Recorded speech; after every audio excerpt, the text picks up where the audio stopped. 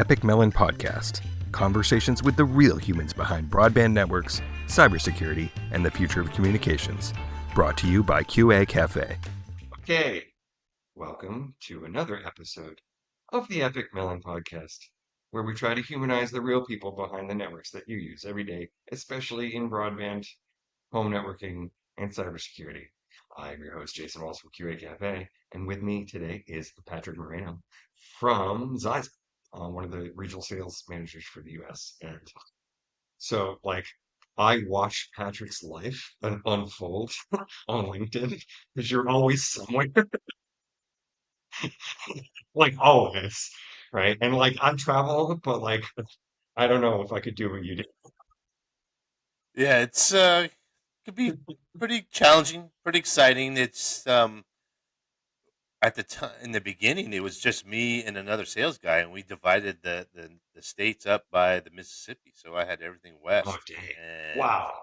Wow. you can imagine that expanse that you got to cover. And Yeah. even the east side is even worse because all those smaller states, up there, you Oh, got yeah. the It's like Rhode more. Islands, Yeah. yeah, or trying to get up to Maine, it's just a lot of work, Yeah. so Right. Right. Right.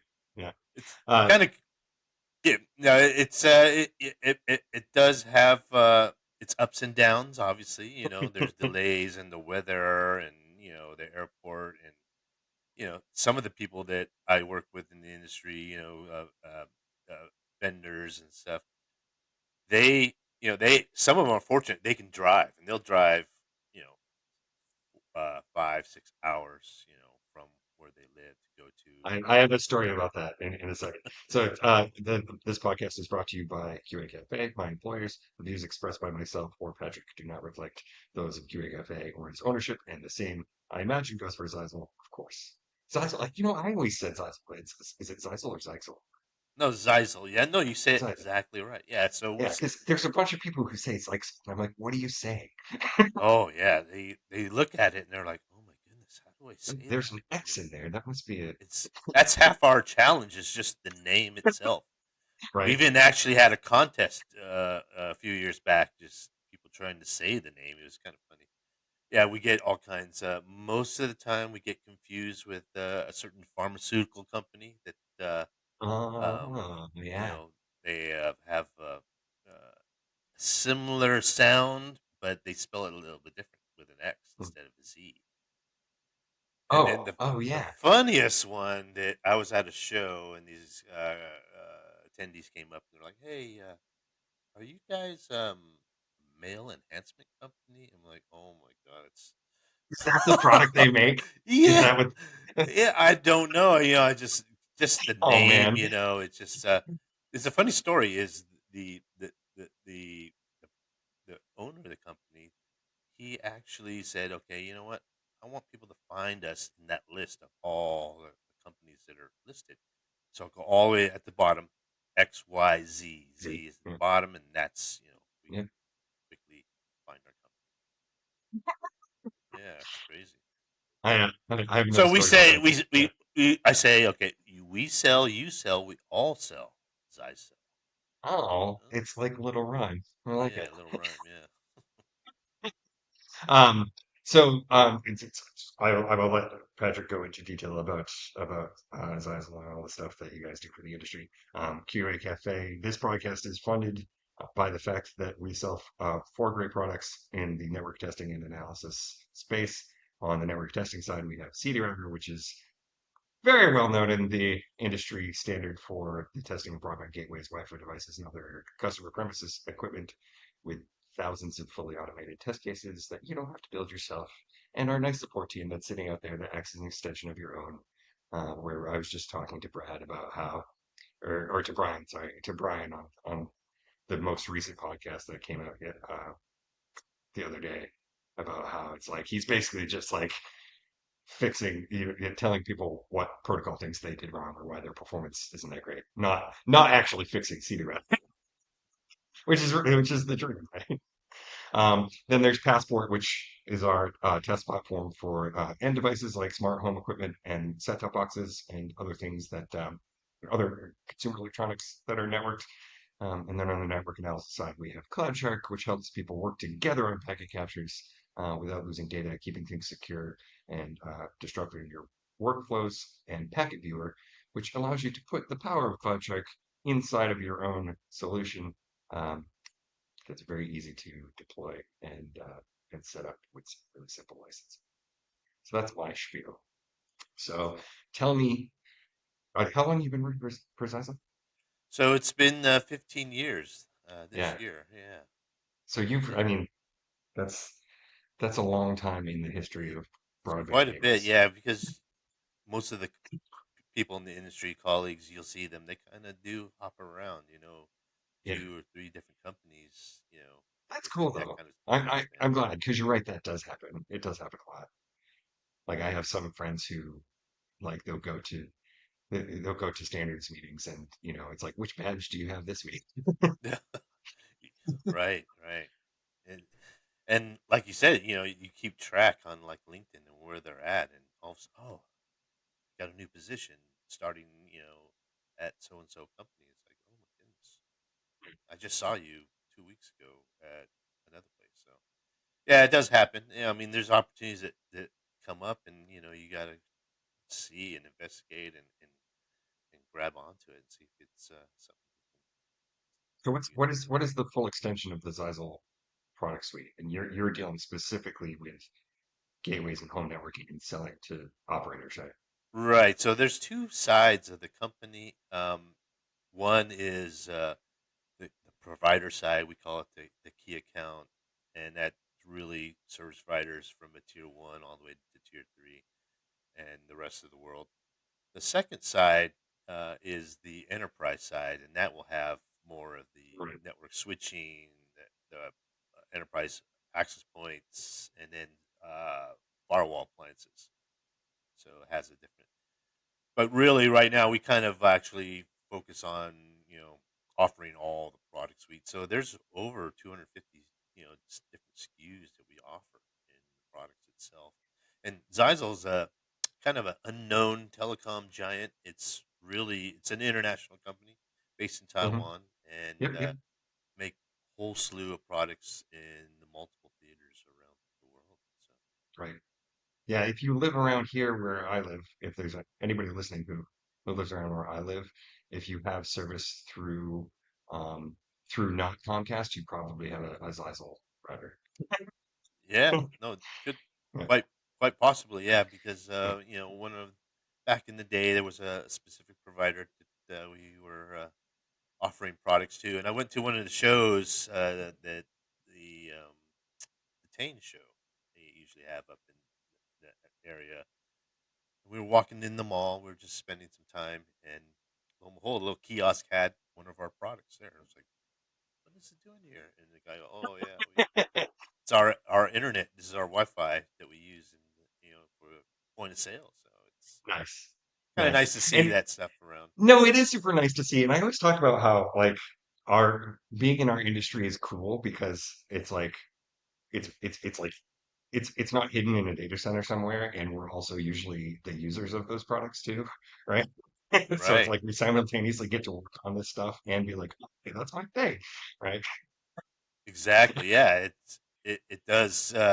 You're a little more conscious of what you're using put in, and when we talk about it and then actually experience it, and you have in your home, just like I am, and most people, there's got to be someone who's the designated admin, right? And oh, Hmm. Hmm.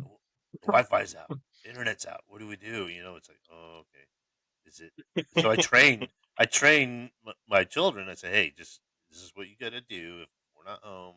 Check the lights, and then if everything seems to be all right, then it could be an issue with the provider, which sometimes we live in Hmm. the Los Angeles metropolitan area, so it's there's going to be outages from we have a MSO cable provider. So Yeah, yeah, yeah. And honestly, I've never had a problem, and that's actually at the device side. It's always, I mean, which is still rare, but like they're very, our provider is actually very communicative about it now, right? So you can go up and be like, oh yeah, we have an outage. They basically say. what it is, and they're like, okay, it's gonna be ready now. Somebody hit a poll, and we're Right, right. No, and a lot of the providers, especially in the third tier, they do go out of their way to make sure they provide some sort of updates, allow their subscribers to know, hey, there's an outage in this serving area, and we're working on it. And a lot of that obviously depends during the weather. If it's yeah, severe weather storms, there's going to be some sort of issue, that could hamper the connection. right, right. I actually had assumed that you were in the Midwest because you're bouncing around the Midwest like a lot. Right. So I used to cover all that territory, and I was up and down. I go to at least 25 shows, a year, and that's outside of the actual customer visits that I would try to go and see. And yeah, sometimes I'm in Texas, other times I'm in Montana, Washington, and then sometimes we have national shows that it would go outside some of those boundaries, that if I'm at Nashville or Orlando or something like that, Right, right. which is kind Did of you guys nice. Go ahead. did you guys try to go to Network X Americas?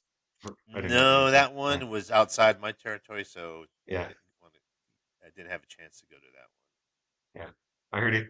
I heard it is exactly how a first time new show would go, right? one. Oh, okay. And I found it interesting because I didn't end up going because the original like news and like the things that they were featuring were not on the edge. It didn't seem like they were on the edge side. It was all access and fiber and, Oh, and okay. stuff like that. But that shifted later on. So oh next Yeah, right. Yeah, we're looking at a lot more shows too. We're trying to expand our portfolio a little bit more. We start to see finally some traction. It's starting to come up with fixed wireless products, as Oh well yeah, as cool.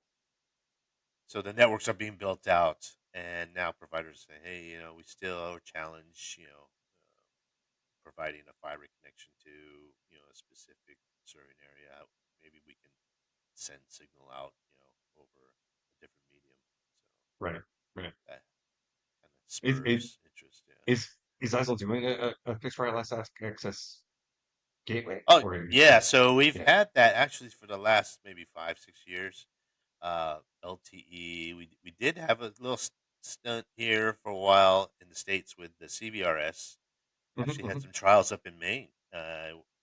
Oh We had to nice. go in the Maine. We had to actually drive into Canada and come back down to get to this So place. you know how you're talking about how all the states in it around me are tiny, right?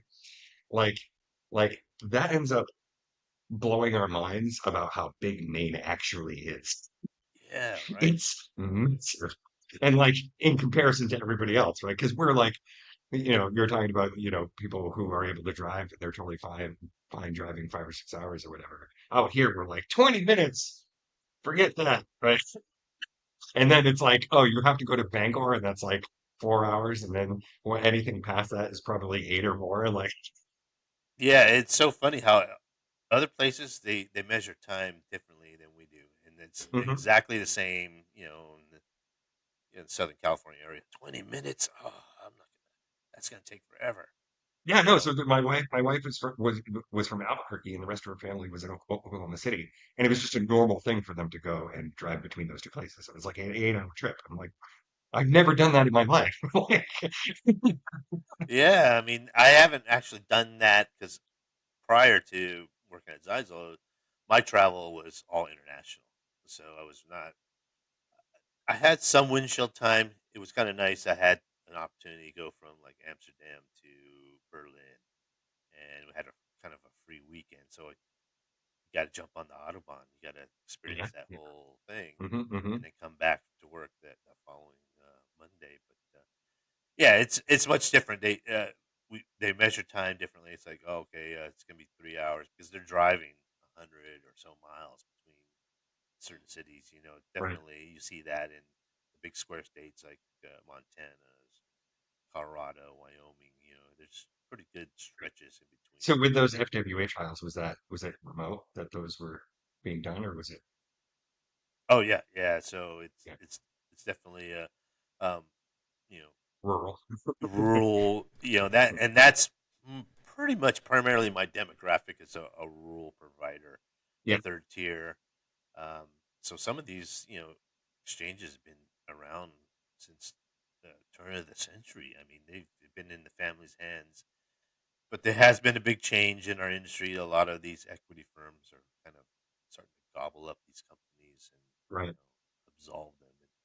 And, the families themselves are like, well, we've done it for so many years. Maybe it's just time to hang it up and move on with something else.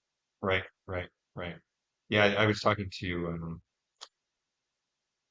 a guy from the NTCA about that, about how a lot of them were not nonprofits that have transformed themselves into for-profit businesses, right? Right. Or because they got bought out, right? So it's all totally new territory. Or it's like a co-op, right? Right. Exactly. Exactly. Yeah. So it does change, their needs, and then when you go to speak with them, and you know it's like, oh well, we don't make the decisions anymore. It comes up top from a different layer, and we have this specific plan we're purchasing this or that from.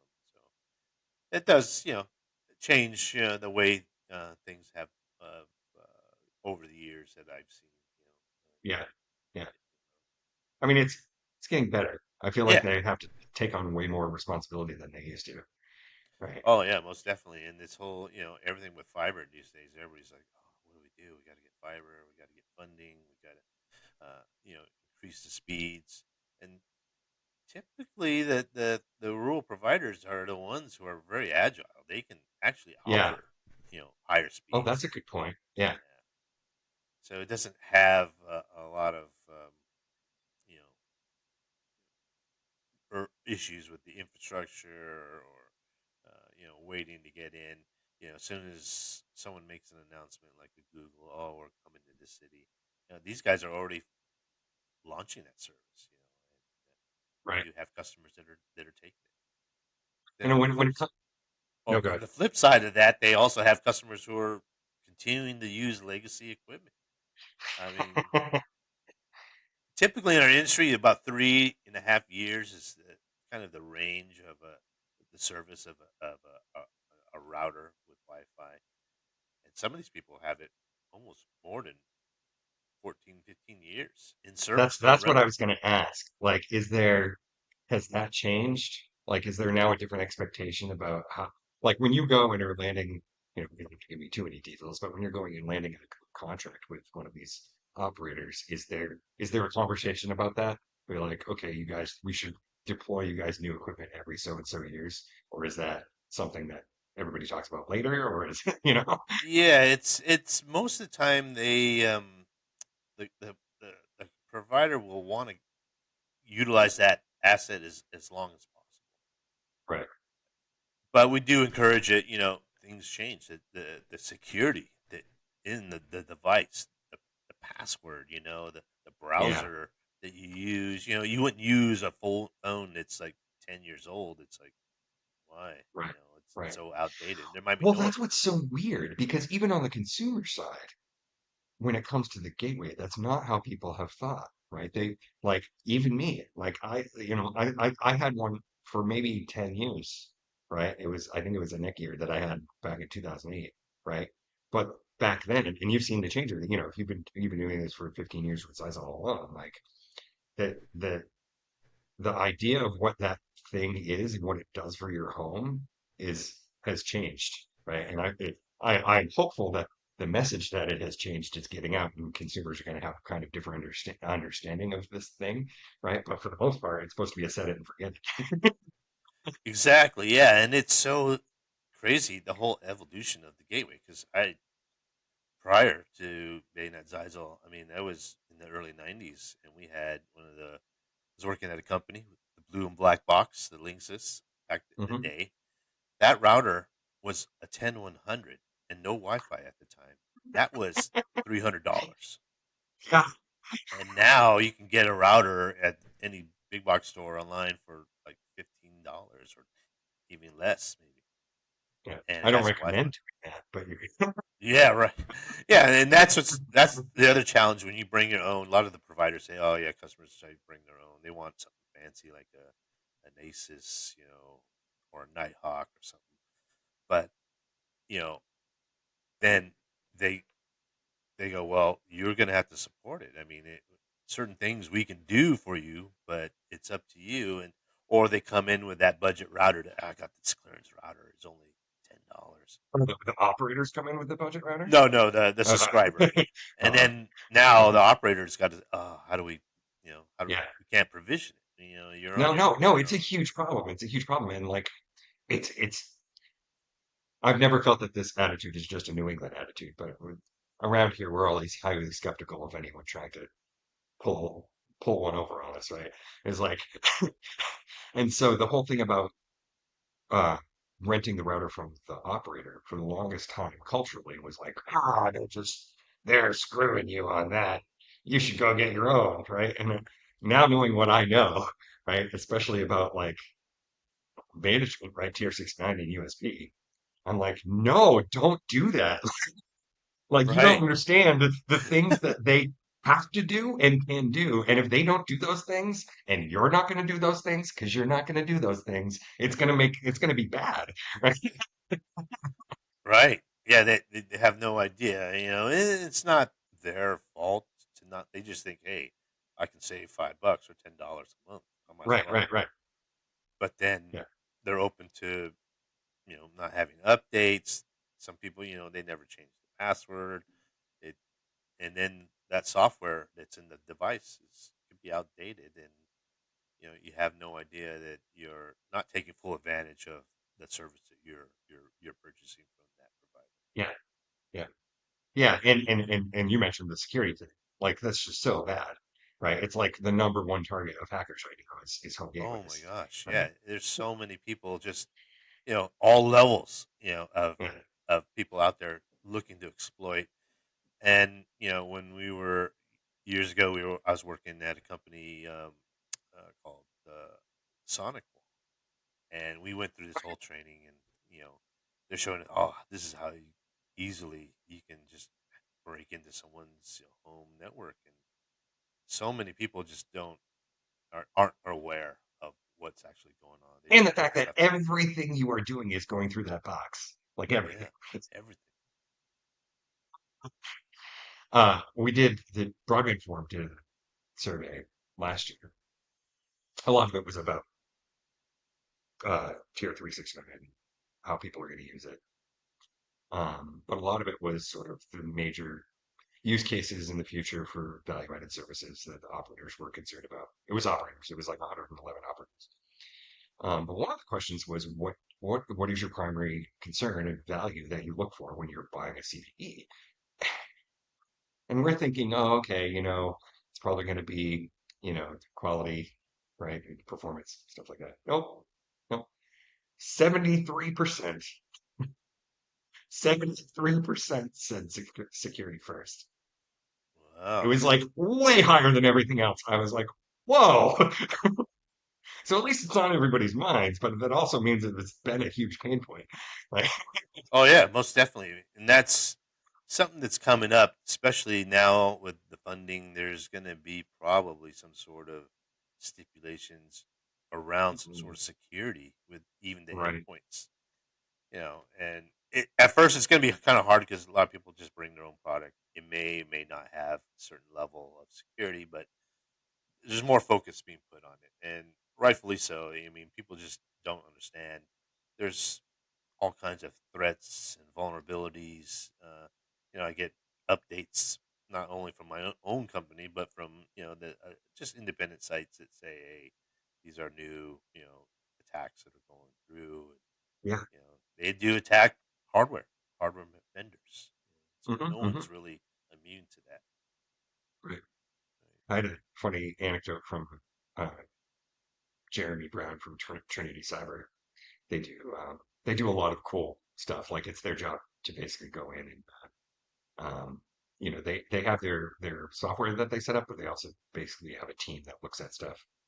Um, and he was saying that in some cases it's so bad that there'll be like several different hackers that have all hacked the same device and they don't even know about it when it comes to home routers.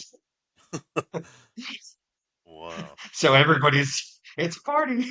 Yeah, right, right. And that person just has no idea that Yeah. their doorway is just wide open. It's Are you you know, guys when, feeling that awareness? Like, are oh operators yeah, being like, yes, oh yeah, most certainly.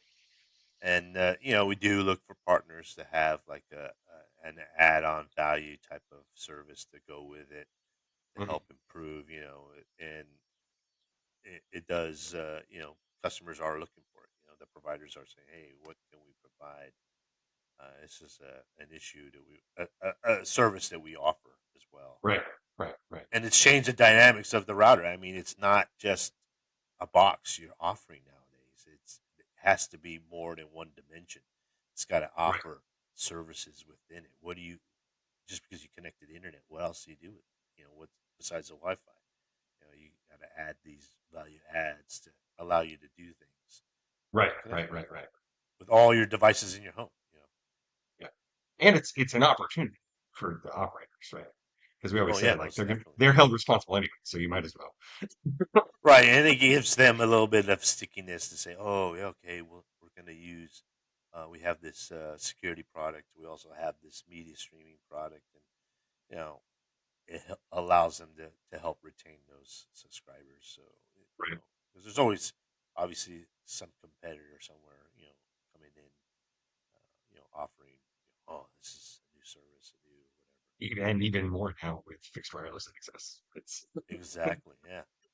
Yeah, that's a whole nother industry of providers that the wireless ISPs that are coming in and they can actually compete and bring in that service. A lot of talk is obviously about the Starlink, what that's doing, but oh, really? that's Yeah. kind of a minimal compared to there's so many different options, and then you have your major carriers who are Right. offering a fixed wireless solution as well. Oh, cool. Right.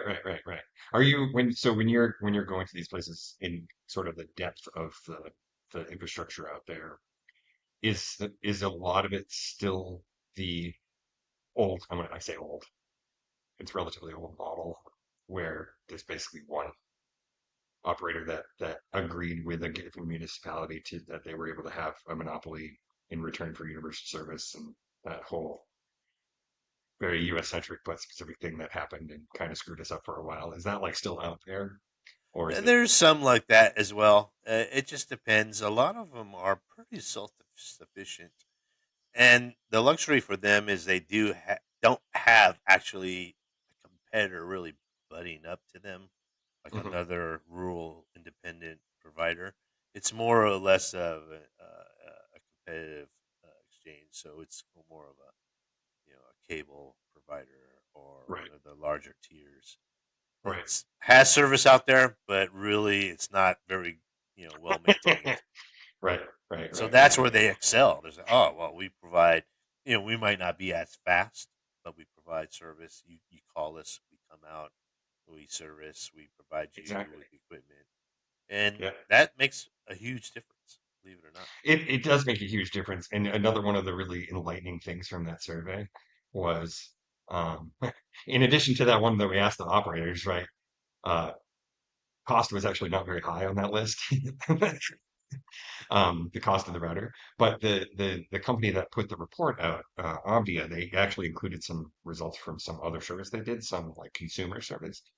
And for consumers too, cost was actually like fourth or fifth. It was all reliability. It was all reliability and customer support was what they wanted.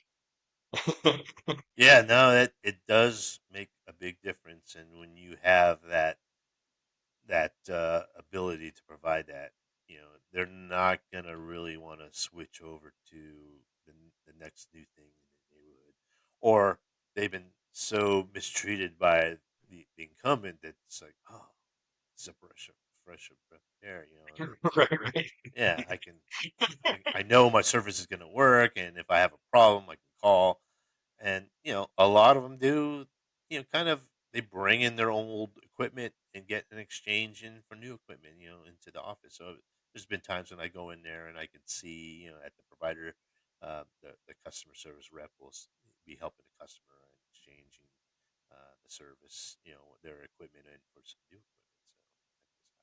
So Cool, cool, cool, that cool. does Yeah. And it's like you said, it's like 3 to 5 years should be the most. That should be like the most, happen. Right, because especially with man, like how fast Wi-Fi is changing, exactly which that's is what I say. basically The impossible to technology, keep up with. it's impossible. Right now, you know, it's great that we have all these advances, but this whole Wi-Fi 6E to 7 really didn't have a long enough period to It's soak like in. 2 years, Yeah, maybe. It takes longer than that to like build something. yeah, it's crazy. I think we done that. I think the good thing we did was have that whole wireless N experience that took like Hmm. 7, 8 years, right? And then all the promises of, oh well, we're gonna don't worry about your hardware. You just a simple software update. And no, we got so greedy. We're like, oh no, we can buy new. You have to buy everything new. And the industry said this is not acceptable. And when Right. AC came out, it went through very good. I thought it was a nice transition, long enough period to get people acclimated. But then this whole 6E and 7, and it just really you know, people are perplexed and they're like, the providers are like, well, what should we do? Should we wait? Maybe we should wait and just skip Wi-Fi 6 and just You go know, to that 7. sucks. That And sucks, people right? have done that. And believe Yeah. me, they're saying, well, we're just going to continue this path, or we're going to stay Right. with And then Wi-Fi 8 is 5. already on the horizon. Like what? Yeah, they're already starting to build the next four. It's just same as the wireless with the 6G, 7. Who knows what's coming up? Right. Well, Crazy. so just from a pure like sales perspective, right? Or even like, you know, product differentiation and like what your customers are asking for. Just where does that pressure, if there's any pressure for the latest and greatest, where does that come from mostly? Is it because they are actually considering the benefits, or because they heard it was the latest and they want to wait, or like, is it the media's fault? Yeah, I think it's a combination of all three. So, obviously the media's out there. Oh, we have a new, there's the next greatest Wi-Fi coming out. But then also we're on our producing a product that, oh, well, we have a new product that has these specific features. You're really going to want to get on this. So that gives pressure to the provider saying, man, maybe we should start to look into this, or maybe we should move forward with this new. We don't want to be left behind, and we want Right. to be competitive. Compared to the big tier 1 guys, and they'll come in and offer all this new equipment. So it does um, spur interest, but then also creates a lot of questions in between. What do we Right. do? How does it work? Do we have enough time to test the product out, Right. and make sure it works within our environment with Hmm. the whole ecosystem, right? Because there's so many moving parts, from the edge access, and then what we call ourselves is the last 2,000 feet within that whole network. Right. Right. Yeah, and that's the It most totally is. important Yeah. part is that subscriber's experience with Yeah. the Wi-Fi. Wi-Fi is the internet. That's people used to laugh at that in the beginning, but they understand that that's Hmm. exactly what they know. And they use products that may not be fully adequate. They have a gateway that could be 5 years old. They have a phone that's maybe 4 or 5 years old, Oh yeah. As, and as Brian was complaining last time, it's like it's the clients that are the problem. yeah, really is actually. Because It is. nowadays with all the new generations of people, the Z's and stuff, the millennials, they're not the traditional sitting in front of the television people. They're Yeah. all over the house, all over the place, looking on their multi-screen, tablet, phone, and that's how they judge it. And the phone is not the greatest uh, as far as Wi-Fi is concerned, it shares that antennas with multiple interfaces that are in the phone. So, Yeah. Don't that ever whole do a speed experience. test from your phone, folks. Yeah, right. And people don't understand that. That's one of the Right. other challenges too, is the whole speed test. How do I know I'm getting two gigs? That's Yeah. the couple of years ago is 2 gig was starting to come out, and everybody's like, "Well, I have 2 gig. How do I know I do that?" And you know, So I don't just my phone. I use it connected to a computer, or, that type of yeah, it's so bad and it's so hard. Like the the the messaging that operators are using is changing, I've noticed, right? And you can correct me if I'm wrong, that they're starting to not compete on that number anymore and actually talk about how they are the most reliable and they do have better support and stuff like that. thing. Yeah. Well, And they try got in to get trouble. away from the speed test Yeah. thing, you know? Yeah. Some of them got in trouble because they were quoting speeds that they weren't actually providing. Well, right. But here's the thing. I don't blame them, right? Because what happened was that was the thing they had to compete on, right? So they had to say that because that's what people are listening to. When in the end, it didn't even make a lick of difference because honestly, nobody listened right now. I want everybody to go on mute right now for what I'm about to say. You don't actually need that much speed for today's internet.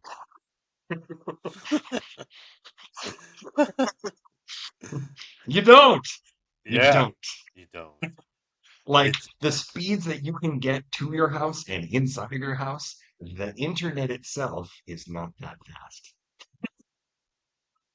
no. That's what's so funny. It's the speed race now. Oh my god. It's 10 gig is going crazy. People think, oh well, we can light it up. We have the equipment. Why not? And everybody's starting to offer 10 gig everywhere. It's like, what in the world? What do you even need 1 gig for? What do you even need 1 gig for? And the single, what is it? A single 4K stream is what, 8 megabits per second, Yeah, 10 megabits per second, right? So you're imagine everyone in your house is watching something on a separate screen at the same time. You still only need 40 megs. yeah, it's insane. And only It's about times, yeah, only times if you have a low package. Now, years ago or a couple of years ago, during the lockdown, I had like 60 megs. We never had any issues. But then all of a sudden, everybody's at home, and it's like they're playing games. Mhm. Sometimes when they're on Steam or something, they're downloading something. It was sucking up bandwidth, and I hear, "Oh, why are you online? Why are you down?" It's like, and then the boss is like, "Hey, I can't connect. I'm trying to do bills or something." Right, right, right. But Well, right. Video chat, basically, video chat changed everything because and we had then to do I'm it over. trying to do Zoom and stuff, and it's like, Yeah. what in the world? It's not working. But just having 500 megs is way plenty. We never have any issues. And what And matters is the other stuff that we now know about, right? right, Latency, latency, right, right? Is the and stability of the device. Is it going to make sure it's not going to change its performance over time because something else happened, right? and people don't realize it. But again, it's a good marketing tool. Oh, we're 1 gig, we're 2 gig, we're 10 gig. I have a customer in the Northwest who's touting touting their ability to provide 50 gigs to the home, a service. I mean, unbelievable. They have a customer, I guess. I don't know. I just don't But understand. we're not digitizing and teleporting ourselves yet. Yeah. I mean, what in the world would require that type of bandwidth? What there's It's so funny. It's like years ago when I was in the computers, I remember going to a computer store and I'm like, and the sales guys are, oh yeah, see this hard drive? It's 540 megabytes. You'll never fill this up. It'll last forever. I was like, But what I was saying before is that, it's not that we are trying to tell people that you don't need the latest and greatest. It's that what you're getting out of the latest and greatest, especially when it comes to like your routers themselves, is not about the speed, right? It's not. It's about all kinds of other very powerful things that are making your experience better, right? exactly. Yeah, people are starting to find out that, oh, what else can I do with this? The main thing, obviously, would be a type of parental control system Yeah. allowing or disallowing people on and off, and now they're taking advantage of using guest networks. When they have social gatherings, and first thing you go to someone's house is like, where's your Wi-Fi? You have a Right. password, and you're like, you're not using my Wi-Fi. Who knows what you're going to do on there? I don't want you to see Yeah. what I'm doing. That type of thing. But so the guest network, that really kind of helps out. And then also you want to kind of limit how much bandwidth maybe they want. They might be trying to watch, Game of Thrones season 1, and you're like, hey, why are you using all that bandwidth? Right. Right. Right. Yeah. No, yeah, exactly. Right. It's like just more little knobs to tweak. A lot of stuff that happens automatically. I know everybody, when it comes to Wi-Fi, even if the nice things that are coming out of the latest versions is the ability for, Wi-Fi to be a little bit more self-healing than it ever was before. Um, but also almost everybody in the industry now kind of has some secret sauce when it comes to that too, and just making sure that, you know, problems are being addressed before they even happen, or if there is a problem, you know, the user knows about it or the operator knows about it, right? So those are all the things that you get out of a new router. It's not necessarily a useless 10 gigabits per second.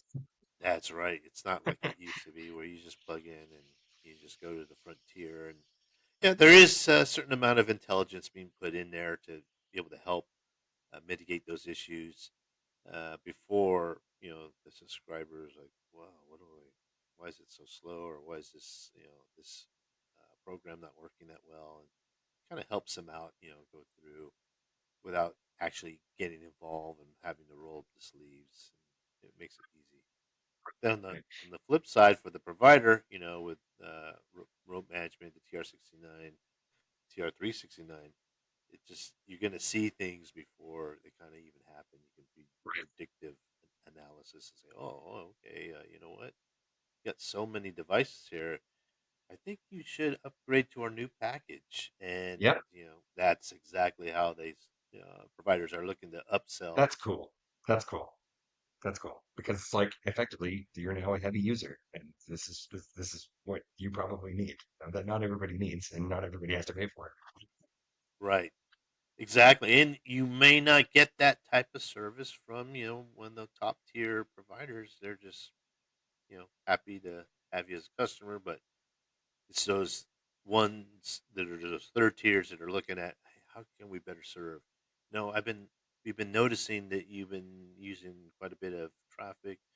You might need to upgrade to the next package. That includes a new gateway and all this that goes along with it. And like, oh yeah, only, you know, $30, $40 a month. Sure, yeah, why not? Let's go for Right, right, right, right.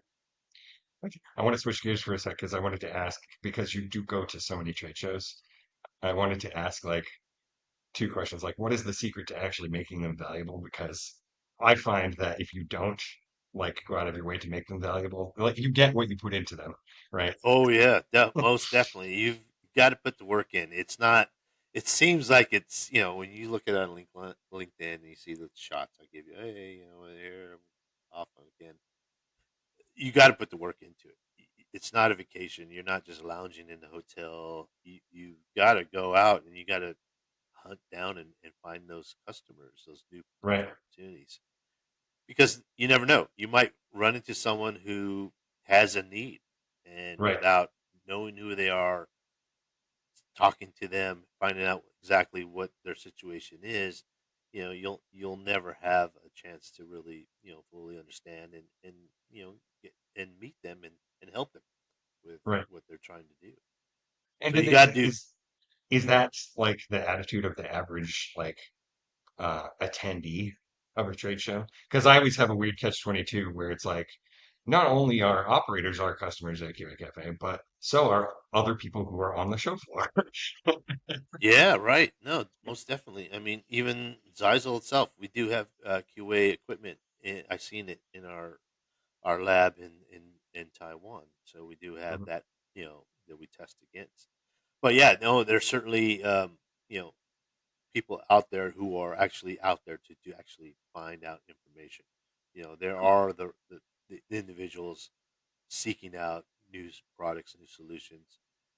Others, they're out there, it's kind of their job, that's they kind of go through the process.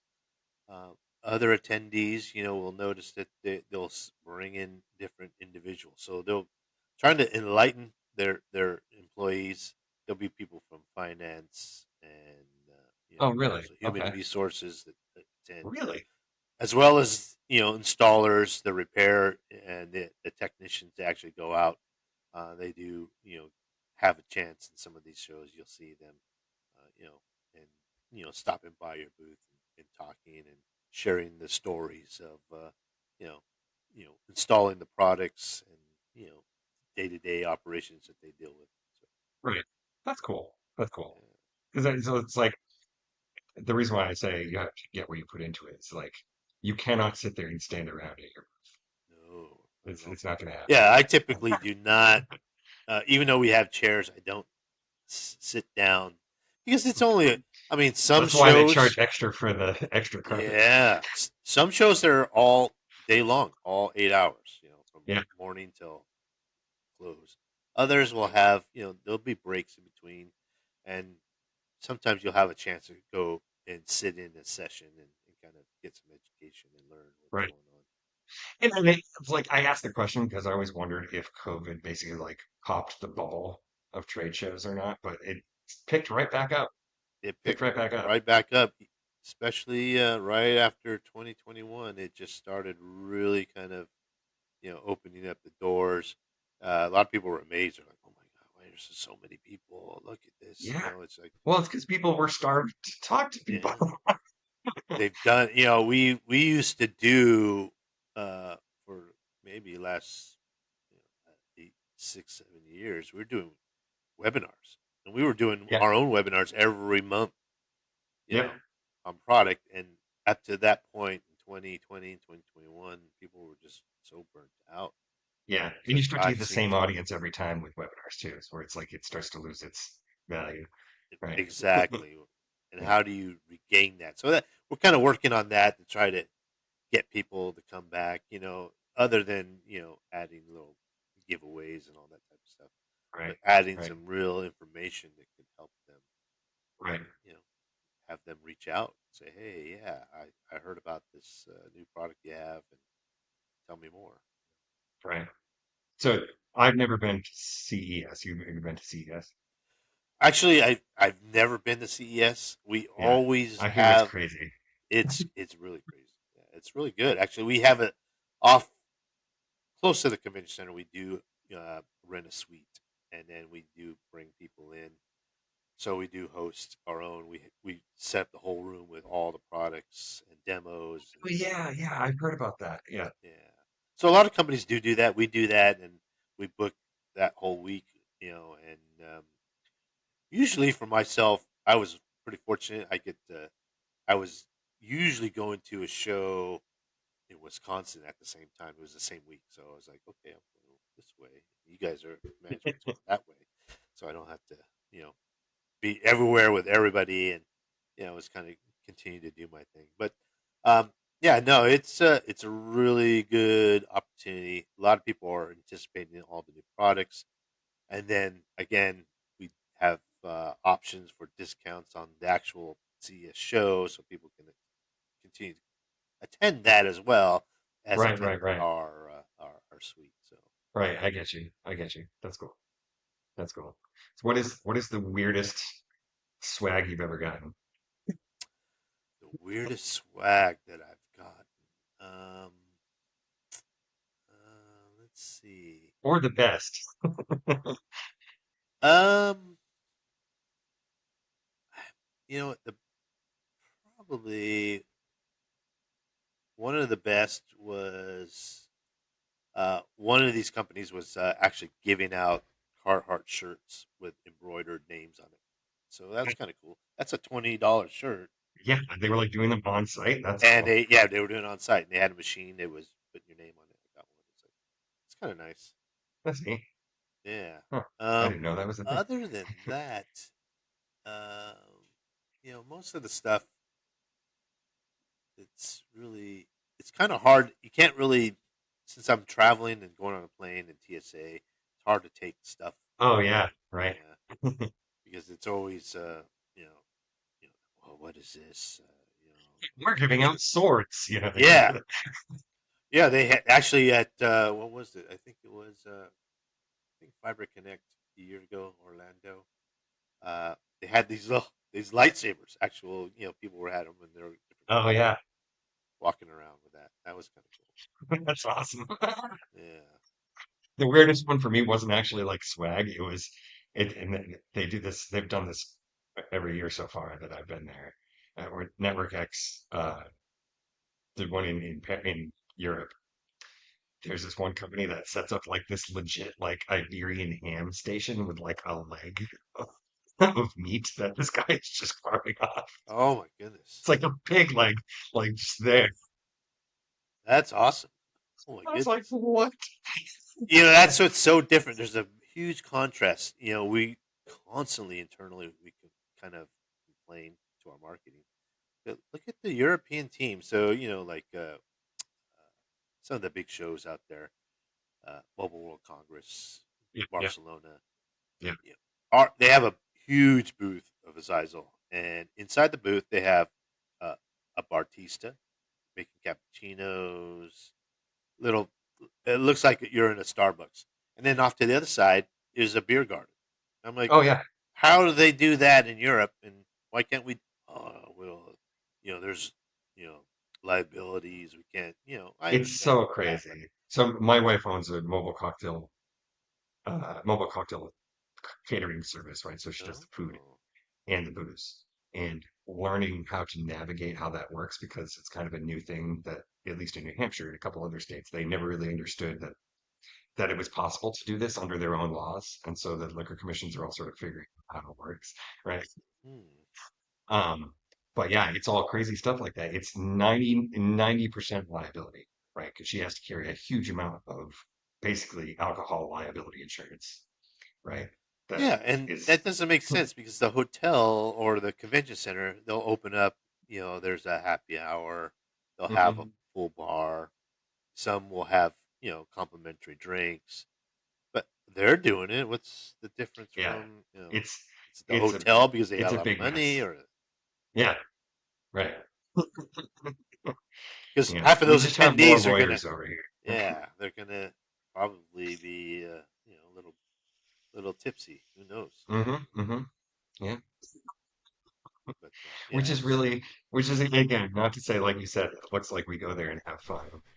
It's a lot of work. it's a lot of work. And then for myself, because we do the booth, we have to, set it up, and then we have to tear it Oh down, God, and we have to which ship it. that is the worst thing. That is the thing People that I don't hate see the that. They just most. go to the show, the attendee come in, come out, get their swag, talk to people. But no, Yeah, we're there before the show, the day dealing with all of before. the contractors who are there to set up your stuff and like it's not fun.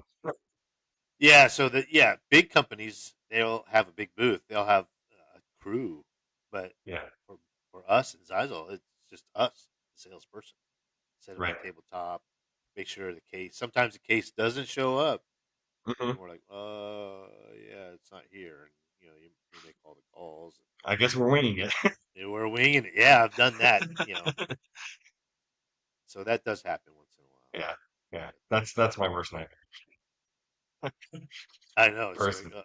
and it was funny because one time one of the competitors, their display didn't show up, and I'm like, oh, you know what? I got some extra product. I'll put it on your table. You can, you know, say you have routers, You guys. and we all have fun. We like to jab each other, here and there. So That's cool. That's it's cool. fun. All right, dude. I will absolutely have you on the show every time because I'm sure your experience changes from year to year. Yeah, it certainly has. Yeah, 15 years of it at least with ZyXEL, so quite exciting stuff. cool, cool. Thanks for being on. And Yeah, no definitely, problem. I would say that I do have a ZyXEL router in my home. Uh, I am not going to, I can't endorse anything, but I do have one. Um, and it's our lives are pretty cool, and I really wanted to kind of pick your brain about how it is on the front lines, as it were. Right. Yeah, definitely. Um, as always, everybody, please do subscribe, um, and you will hear the latest and greatest episodes of this podcast and won't miss a thing. Just like Patrick has. So, I don't know if you enjoyed listening to yourself talk, but this will be next in 2 weeks. This will come out. So, All right, great. yeah. People say that to me. They're like, "Oh, I could never be on the show. I hate hearing myself talk." I'm like, "I like hearing myself talk. That's why I do the show." Yeah, it's just kind of natural, I just block it out. I just start speaking, and it's like I know there's people out there, but it doesn't, Yeah. Yeah. it's An kind of hour later, it's like, "Wow, what just happened?" I feel like I yeah. blacked out. But above all, do own the nerdy things that you love and have fun doing them, just like we try to do. Thanks, Mitch.